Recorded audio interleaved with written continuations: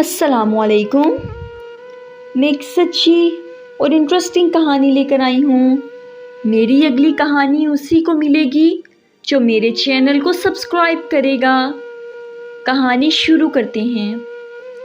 میں نے پتہ نہیں کون سا گناہ کیا تھا جس کی سزا تمہاری صورت میں مجھے ملی ہے۔ مدثر اپنی بیویوں کو گالیاں دے رہا تھا۔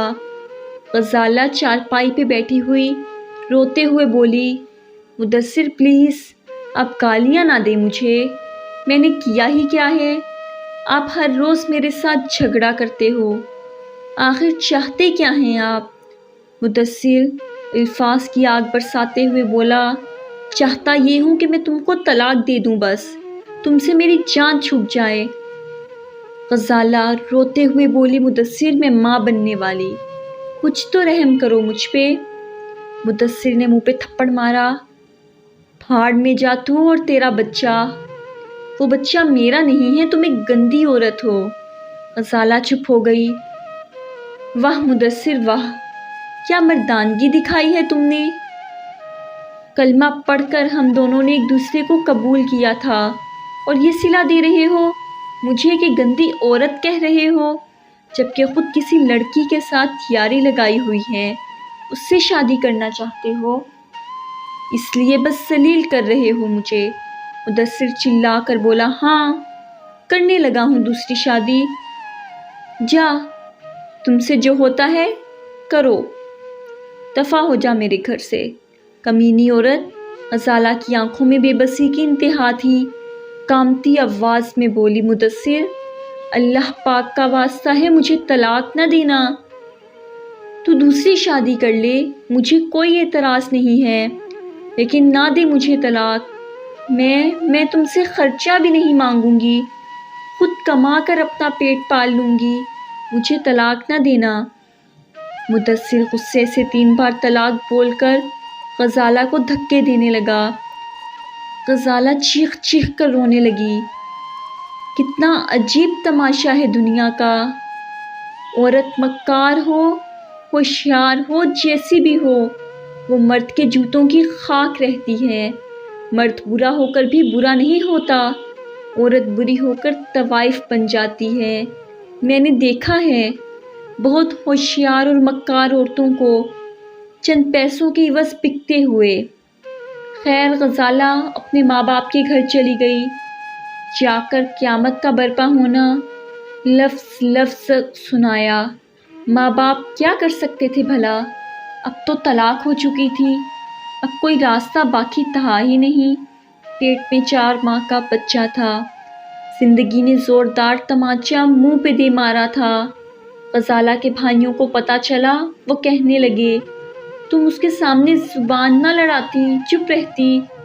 غزالہ آنسو صاف کرتے ہوئے بولی، بھائی جان میں جانتی ہوں اب عمر بھر ایک غلامی میری منتظر ہے، کبھی اپنوں کے طعنے تو کبھی غیروں کی بد کلامی، میرا سفر اب ایسا ہی گزرے گا۔ ہاں بھائی جان میں ہی غلط تھی، میں نے مان لیا۔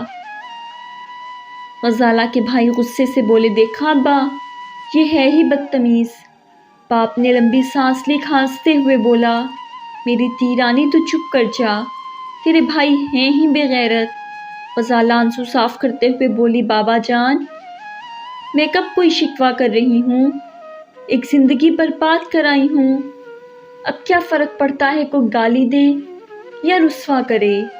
ماں نے سر پہ ہاتھ پھیرا، میری بچی اللہ بہتر کرے گا، بس صبر سے کام لو، جاؤ وضو کرو، مغرب کی نماز کا ٹائم ہو گیا ہے، نماز ادا کرو، اللہ پاک سے مدد مانگو۔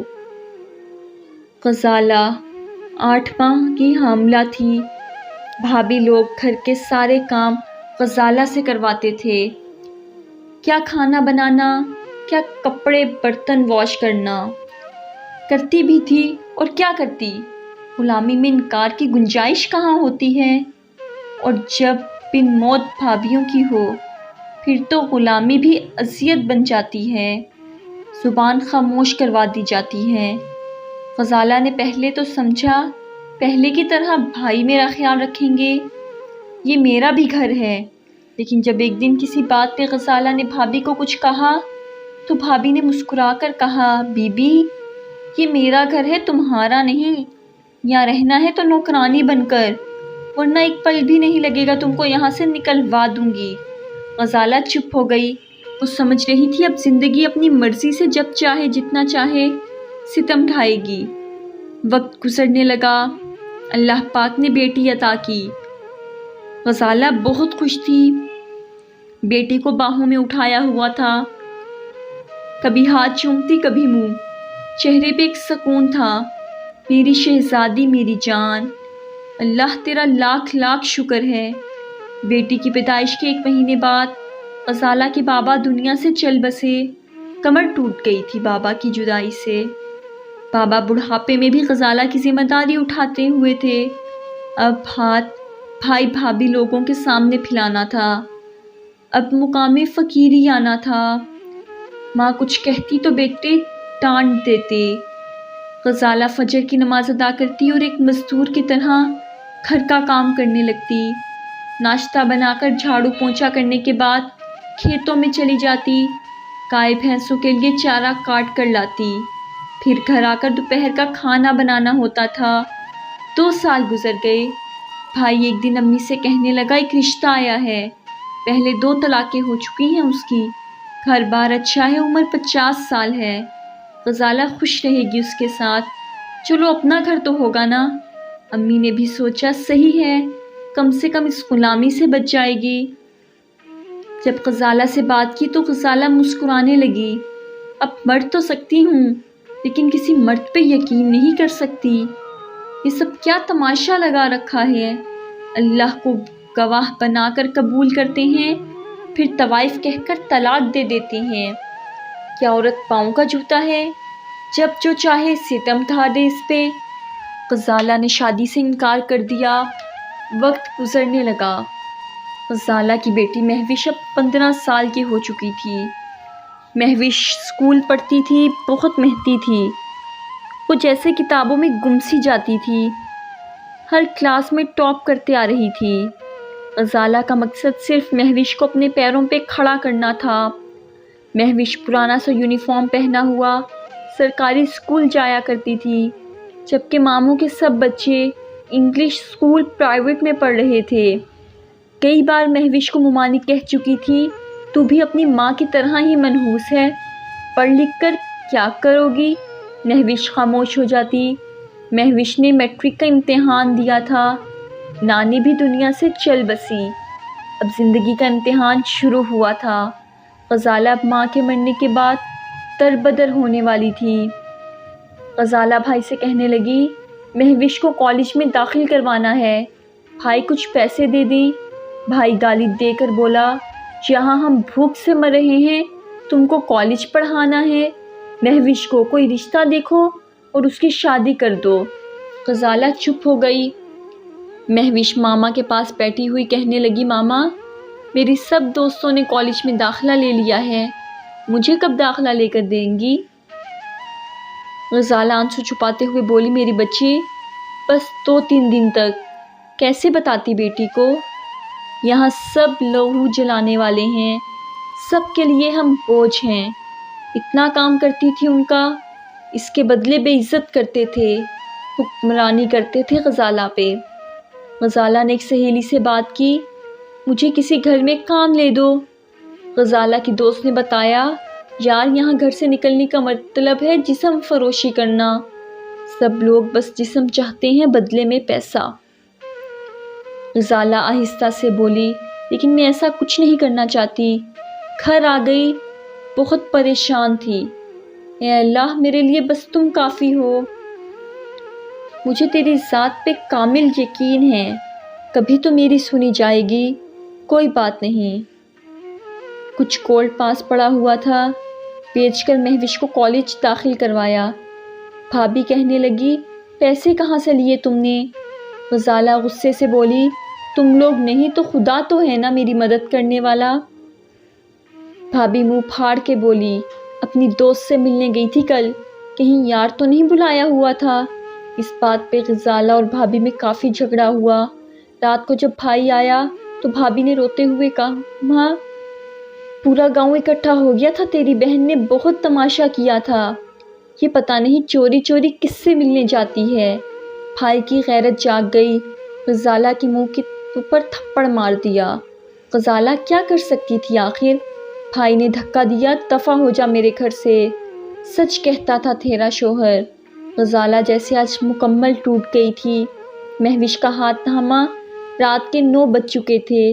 घर से चली गई, कहाँ जाती कहाँ रहती। इस रात मोहल्ले वालों के तरस खाकर एक रात किसी ने अपने पास रख लिया। सारी रात रोते गुजरी। दूसरे दिन मोहल्ले का एक शख्स कहने लगा, ये पास ही एक गांव है, मैं उनके घर चौकीदारी करता हूँ, वो सब अमरीका होते हैं। वो कह रहे थे कोई साफ़ सफाई करने वाली नौकरानी चाहिए जो हमारे घर की रोज़ सफाई किया करे।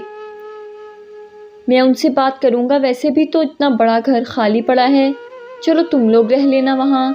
उस शख्स ने घर के मालकान से बात की। वो कहने लगे ठीक है, हमारे घर की साफ़ सफाई कर दिया करे और वही एक करने की सो जाया करेगी। गजाला बेटी को लिए दूसरे गांव चली गई, वहाँ रहने लगी। घर में झाड़ू पोंछा करती, अब खाने के लिए भी कुछ चाहिए था। खैर कुछ दिन तो जो पैसे थे पास, निज़ाम चल गया। फिर एक गांव में एक चौधरी ने 20-25 भैंसें रखी हुई थी। गजाला वहाँ काम करने लगी, गाय भैंसों का गोबर साफ़ करती। चौधरी महीने का 10,000 रुपये देता। गजाला थक हार जाती थी काम करते करते। महविश कॉलेज जाने लगी, 5 वक्त की नमाज अदा करती। 2 साल गुजरे थे कि जिस घर में रहते थे अमेरिका वालों ने वो घर बेच दिया। नए मालिक खुद वहाँ रहने आ गए। गजाला इस घर से भी निकाली गई। फिर चौधरी खौफे खुदा रखता था, एक एहसान किया गजाला पे।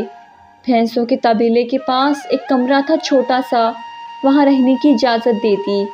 बहुत से मर्दों ने गजाला को ना जाने किस किस किस्म की पेशकश भी की थी, लेकिन वो साबित कदम रही। महविश डॉक्टर बनना चाहती थी, लेकिन किस कीमत पे इतना पैसा कहाँ से आता। गजाला ने अपने भाई से कहा, मुझे जायदाद से मेरा हिस्सा दो। बाप काफ़ी ज़मीन छोड़ गया था। पहले तो भाई ने इनकार कर दिया, लेकिन गजाला ने पुलिस की धमकी दी। जो हिस्से की ज़मीन मिली उसे बेच दिया। 15 लाख रुपए मिले। महविश की पढ़ाई के लिए रख लिए। महविश ने मेडिकल में एडमिशन ले लिया, साथ मोहल्ले के बच्चों को ट्यूशन पढ़ाने लगी। माँ सारा दिन मजदूरी करती, महविश बस कुछ बन जाए। कभी किसी भैंस का गोबर तो कभी किसी के घर की साफ सफाई। लोग गजाला को काम वाली कह के बुलाते थे। फिर 3 साल गुजरे, चौधरी ने भी काम से निकाल दिया। गजाला फिर बेघर हो गई। गांव वालों ने तरस खाकर एक कमरा सा बना दिया मस्जिद के साथ, वहाँ रह ले। गजाला ने हिम्मत ना हारी, आलू चाट बनाकर स्कूल के सामने रेड़ी लगा ली। महविश बहुत रोती थी, अम्मी क्या क्या नहीं कर रही मेरे लिए। माँ बूढ़ी हो चुकी थी, ज़िंदगी का सफ़र करते करते हार गई थी। बस जिंदा थी तो महविश की खातिर, वरना ज़माने ने ज़िंदा लाश बना डाला था। फिर वक्त का सितम ख़त्म हुआ, फिर उजाला ही उजाला हो गया। फिर अल्लाह मेहरबान हुआ, फिर इम्तिहान सारे ख़त्म हुए। आंसू सब सुख में बदल गए। महविश डॉक्टर बन गई। माँ महविश को सीने लगाकर रोने लगी। स्टेज पे जब महविश की माँ को बुलाया गया, पुराना सूट पहना हुआ सादा सी बुढ़िया आहिस्ता आहिस्ता चलते हुए स्टेज पे आई। जब कॉलेज के डायरेक्टर ने पूछा, आपको कैसा महसूस हो रहा है, आज आपकी बेटी डॉक्टर बन गई है। गजाला कुछ बोल ना पा रही थी। गजाला स्टेज पे बैठ गई, जैसे आज उम्र भर की थकन उतर गई हो। महविश आगे बढ़ी, अम्मी जान। माँ ने महविश का हाथ थामा, फिर आहिस्ता से बोली, मेरी बच्ची, हमने कितने तक देखे हैं ना। याद है जब हम 2 दिन भूखे रहे थे, मुझे लोग इंसान नहीं रोबोट समझते थे। मैं बहुत थक गई हूँ मेरी बेटी, अब तो हाथों की लकीरें भी मिट गई हैं, लेकिन मुझे अल्लाह पे यकीन था। आज मेरी बेटी डॉक्टर बन गई। महविश माँ के सीने लगकर रोने लगी। पूरा हाल तालियों से गूंज उठा और फिर वक्त बदलने लगा। مہوش کو 2 لاکھ ماہانہ سیلری والی جاب مل گئی۔ ماموں لوگوں کو پتہ چلا مہوش ڈاکٹر بن گئی ہے، مٹھائیاں لیے مبارکباد دینے پہنچ گئے۔ مہوش نے مسکرا کر ویلکم کیا۔ مہوش حسرت بھری نگاہوں سے دیکھنے لگی۔ جن رشتوں کو میں ترستی رہی، پیسوں کی مہک سے وہ خود چل کر آ گئے۔ یہ دنیا پیسے کو پوجتی ہے۔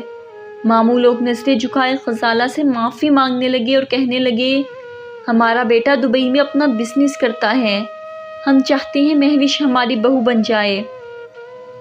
غزالہ مسکرانے لگی، بھائی صاحب چائے پی لیں، کھانا بھی بن جاتا ہے، ابھی کھانا بھی کھا لیں اور میرے گھر سے دفع ہو جائیں۔ میری روح کی تھکن ابھی تک ہے، پل پر تڑپتی رہی ہوں، نہ جانے کتنے ستم سہے تھے میں نے۔ ماموں لوگ شرمسار ہو کر چلے گئے۔ مہوش کی شادی ایک ڈاکٹر سے ہوئی، بڑا گھر گاڑی سب کچھ تھا۔ اب کچھ وقت گزرا، مہوش کا شوہر ڈاکٹر سکندر مہوش سے کہنے لگا، آج ہسپتال میں ایک مریض آیا ہے، دل کا مریض ہے، وہ چیخ چیخ کر رو رہا تھا اور اس کے بیٹے مجھے کہہ رہے تھے، ڈاکٹر صاحب ابا کو زیادہ مہنگی دوا نہ دینا، ویسے بھی کیا پتہ کب مر جائے، ہم تو بہت تنگ ہیں اس سے۔ مجھے اس بزرگ پہ بہت ترس آیا، بیچارہ رو رہا تھا، بچوں کی خاطر کیا کچھ نہیں کیا، اب مجھے منہ نہیں لگاتے۔ مہوش آہستہ سے بولی، کل ملوں گی ان بزرگ سے۔ دوسرے دن مہوش ہسپتال گئی۔ ہسپتال میں کافی شور تھا۔ معلوم کرنے پہ پتہ چلا وہ بزرگ آج صبح مر گیا اور بیٹے میت کو لاوارث کہہ کر چھوڑ گئے۔ جب چہرے سے کپڑا ہٹا، مہوش تڑپ اٹھی۔ مہوش میں تصویر میں دیکھا ہوا تھا بابا کو، یہ مہوش کا باپ تھا۔ مہوش لاوارث باپ کی وارث بنی، کفن دفن کیا۔ ماں روتے ہوئے بولی، میں نے مدثر تمہیں معاف کیا، ہر دکھ، ہر آنسو، ہر ستم۔ قبر پہ مٹی ڈالی، کار میں بیٹھی اور گھر چلی گئی۔ آج غزالہ بہت خوش تھی۔ بیٹی، داماد اور غزالہ عمرے کے لیے جا رہے تھے۔ کبھی ہمت نہ ہاریں، اندھیرا جتنا بھی ہو اجالا ضرور ہوگا۔ آپ اللہ پہ یقین رکھ کر محنت کرتے رہیں، اللہ پاک صلہ ضرور دے گا۔ ہر مشکل کے بعد آسانی ہے۔ دعا میں یاد رکھیں اپنے فارس کو۔ ملتے ہیں ایک نئی کہانی لے کر۔ اللہ حامی و ناصر ہو۔ یہ تھی میری آج کی کہانی۔ مجھے امید ہے کہ آپ کو پسند آئی ہوگی۔ پلیز لائک کریں، کمنٹ کریں اور اپنے دوستوں میں زیادہ سے زیادہ